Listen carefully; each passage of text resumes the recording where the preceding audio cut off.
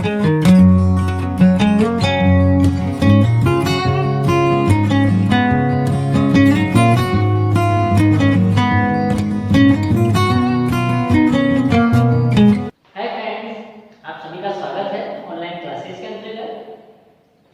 चर्चा करेंगे यहाँ भाग 4 की। फर्स्ट अध्याय जो हमारा पहला अध्याय था भारत का वैभवपूर्ण अतीत, जिसके 3 भाग हमारे पूरे यहाँ हो चुके हैं। आज हम चर्चा करने जा रहे हैं भाग 4 की, जिसके अंदर अब तक हमने भाग फर्स्ट, सेकंड और थर्ड, जिसके अंदर हमने पढ़ा था। तो पहला हमारा कंटेंट था कि जो हमारे सोर्सेज, भारतीय इतिहास की जानकारी प्राप्त करने के जो स्रोत हैं वो कौन कौन से हैं। तो अपन ने मुख्यतः 2 स्रोतों के बारे में लिखा था, एक था हमारा साहित्यिक स्रोत और एक था हमारा पुरातात्विक स्रोत। कौन कौन सा? एक था साहित्यिक स्रोत और एक था हमारा पुरातात्विक स्रोत। साहित्यिक स्रोत को जिसको हमने शुरुआत की थी पार्ट फर्स्ट के अंदर भाग 1 में, साहित्यिक स्रोत जिसको हमने विभाजित किया था 5 भागों के अंदर। पहला हमारा भाग था कौन सा?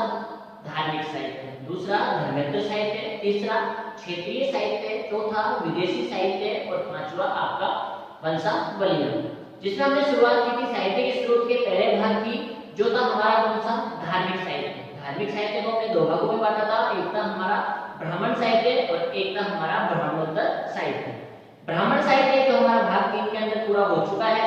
आज भाग 4 हम स्टार्ट करने जा रहे हैं, जिसके अंदर हम पढ़ेंगे धार्मिक साहित्य का दूसरा भाग ब्राह्मणोत्तर साहित्य। ब्राह्मणोत्तर साहित्य जिसको हमने यहाँ पर विभाजित किया है 2 भागों के अंदर, आप देख सकते हैं ब्राह्मणोत्तर साहित्य जिसको 2 भागों के अंदर विभाजित किया है। एक भाग है आपका बौद्ध साहित्य, तो दूसरा भाग है आपका जैन साहित्य, बौद्ध literature and the Jain literature. The ब्राह्मणोत्तर साहित्य नॉन ब्राह्मण साहित्य divided in 2 part, first part Buddhist literature and second part the Jain literature. तो आज हम इन्हीं के बारे में पढ़ेंगे। तो पहले हम चर्चा करेंगे बौद्ध साहित्य के बारे में। बौद्ध साहित्य हमारे प्राचीन भारतीय इतिहास की जानकारी प्रदान करने में अहम भूमिका निभाता है।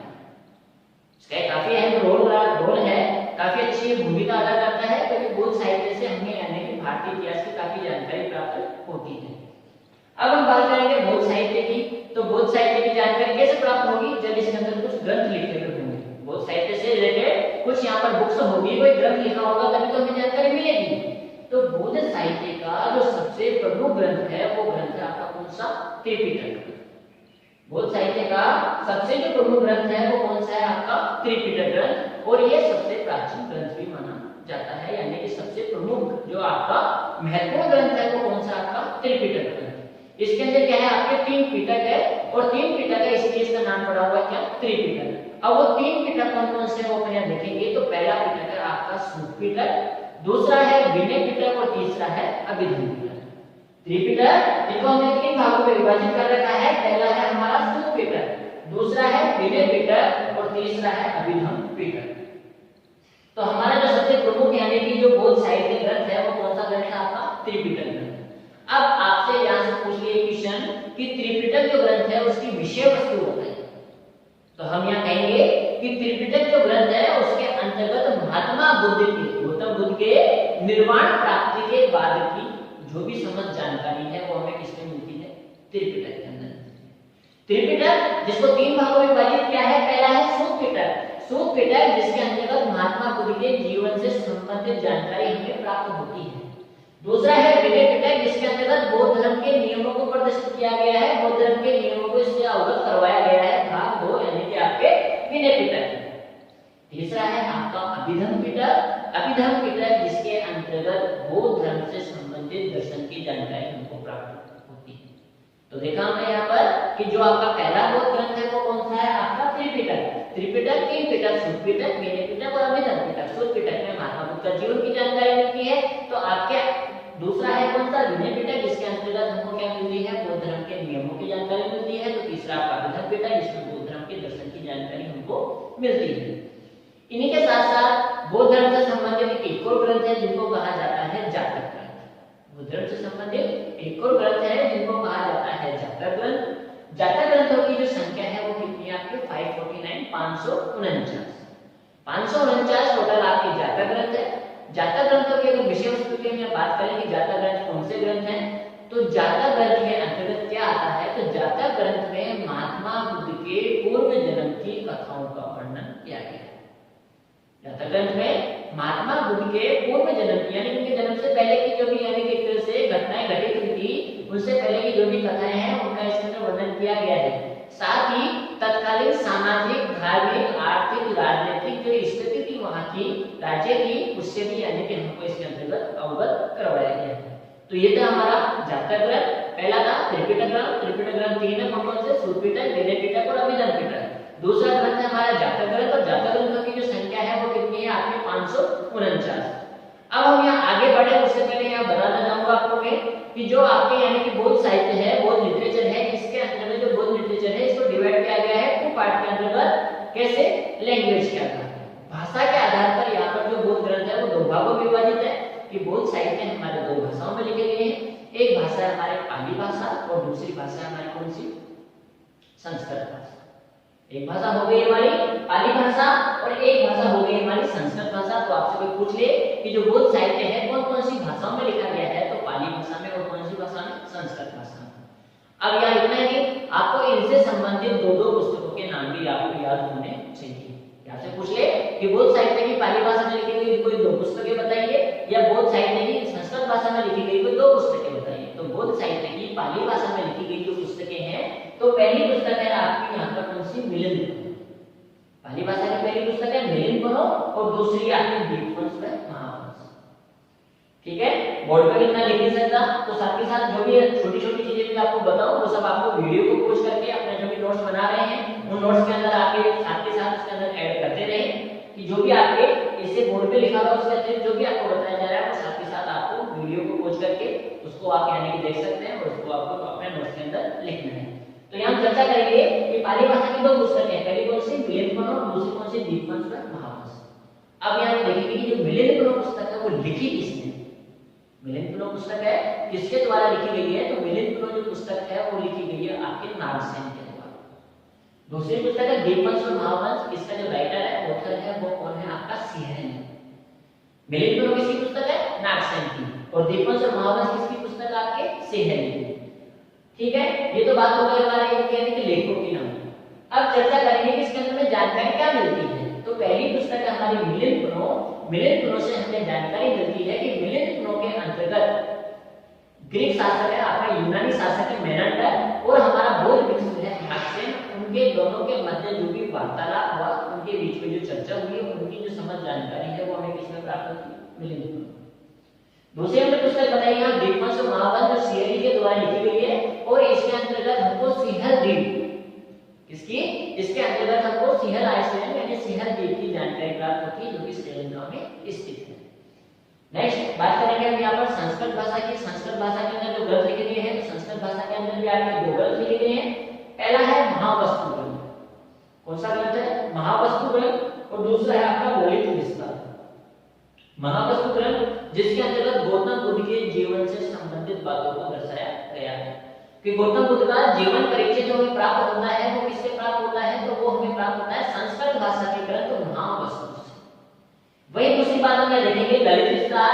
ललित विस्तार जो कि संस्कृत भाषा का ये ग्रंथ है और संस्कृत भाषा का जो ग्रंथ है इसके अंतर्गत महात्मा बुद्ध को देवीय शक्ति के रूप के अंतर्गत दिखाया गया है कि महात्मा बुद्ध की जो भी देवीय शक्तियां थी, एक देवता के रूप के अंदर महात्मा बुद्ध को यहाँ पे रखा गया और देवीय शक्तियों की जो चर्चा है वो इसमें की गई है आपके ललित विस्तार के अंदर।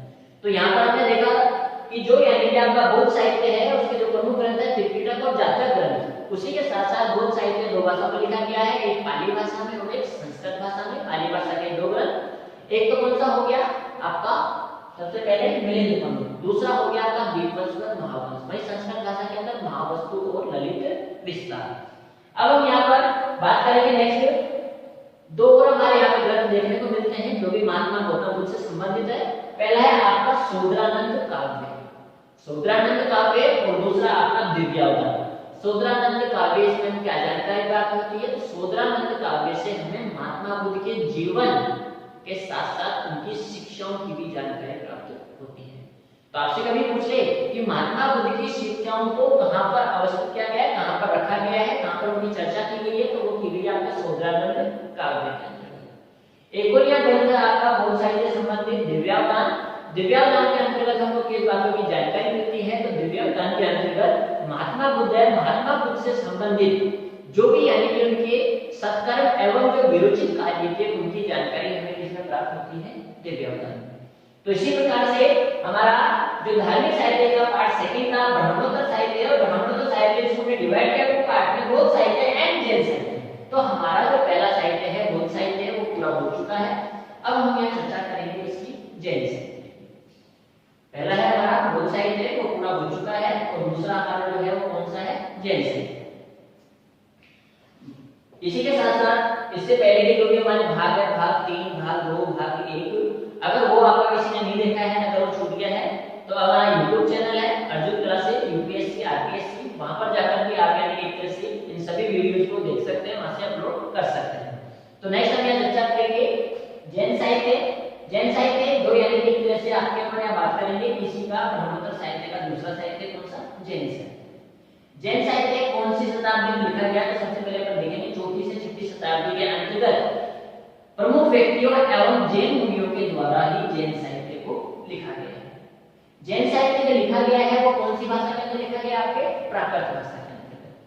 बौद्ध साहित्य था आपका संस्कृत भाषा और पाली भाषा, वैसे ही जैन साहित्य लिखा गया आपके कौन सी भाषा के अंतर्गत, प्राकृत लैंग्वेज में, प्राकृत भाषा में लिखा गया है। जैन साहित्य का जो सबसे प्रमुख ग्रंथ है वो ग्रंथ है कौन सा, आगम ग्रंथ। यहाँ था त्रिपिटक, यहाँ कौन सा ग्रंथ है आपका, आगम ग्रंथ। आगम ग्रंथ में क्या क्या आता है वो यहाँ देखेंगे, तो आपको देखो याद रखना है यहाँ पे 12 इसके पाठ है यानी कि अंग है। 12 क्या है, अंग है, 12 उपांग है, 10 प्रकरण है, 6 छेदी सूत्र है, एक आपका यहाँ पर नंदे सूत्र है, एक अनुयोग द्वार और 4 मूल सूत्र। जैन साहित्य कब लिखा गया, 4वीं से 6वीं शताब्दी के मध्य। जैन साहित्य की भाषा कौन सी है, प्राकृत भाषा है। जैन साहित्य का सबसे प्रमुख ग्रंथ कौन सा है, आगम ग्रंथ। आगम ग्रंथ में क्या क्या मिलते हैं, 12 अंग मिलते हैं, 12 उपांग मिलते हैं, 10 प्रकरण मिलते हैं, 6 छेदी सूत्र मिलते हैं, एक नंदी सूत्र है, एक अनुयोग द्वार है और 4 मूल सूत्र है। तो ये सभी जानकारी किसमें मिलती है, आपके जैन साहित्य में। जैन साहित्य का प्रमुख ग्रंथ हो गया आगम। इसी से रिलेटेड कुछ अन्य भी ग्रंथ है, तो अपन देखेंगे। यहाँ पर एक दिया हुआ आपका परिशिष्ट पर्वन, दूसरा दिया गया है भद्रबाहु चरित्र, एक आपका कल्पसूत्र और एक आपका आचरांग सूत्र। तो जो परिशिष्ट पर्वन है उसमें देखेंगे इसमें क्या जानकारी मिलती है। तो प्राचीन समय के अंतर्गत जो राजा हुआ करते थे, राजा एवं जो जैन मुनि थे उनके मध्य जो संबंध किस प्रकार है, यानी कि यहाँ पे राजा और जो जैन मुनि है उनके रिलेशन की बात की गई है कि उनके जो संबंध थे वो कैसे थे। उन सभी संबंधों की जानकारी हमको परिशिष्ट पर्वन में देखने को मिलती है। नेक्स्ट है भद्रबाहु चरित्र, जो स्वयं भद्रबाहु के द्वारा लिखी गई, और इसके अंतर्गत हमको भद्रबाहु व मौर्य साम्राज्य के चंद्रगुप्त मौर्य के अंतिम समय की जो घटनाएं हुई थी घटनाओं की जानकारी हमको मिलती है किसमें, भद्रबाहु चरित्र में। नेक्स्ट आपका कल्पसूत्र। कल्पसूत्र के अंतर्गत जो आपके यानी जैन धर्म से संबंधित जो आपके तीर्थंकर हुए वो सभी तीर्थंकरों की जानकारी इसमें प्राप्त होती है, जिसके अंदर मुख्य रूप से आपके पार्श्वनाथ और महावीर स्वामी, इन सभी की जो जानकारी है वो हमें किससे मिलती है, कल्पसूत्र से।